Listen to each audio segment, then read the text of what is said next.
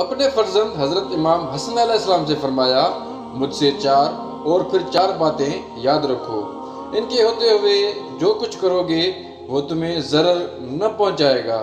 سب سے بڑی ثروت عقل و دانش ہے، اور سب سے بڑی ناداری حماقت و بے عقلی ہے، اور سب سے بڑی وحشت غرور و خودبینی ہے، اور سب سے بڑا جوہر ذاتی حسن اخلاق ہے۔ اے فرزند، بے وقوف سے دوستی نہ کرنا، کیونکہ وہ تمہیں فائدہ پہنچانا چاہے گا تو نقصان پہنچائے گا، اور بخیل سے دوستی نہ کرنا، کیونکہ وہ جب تمہیں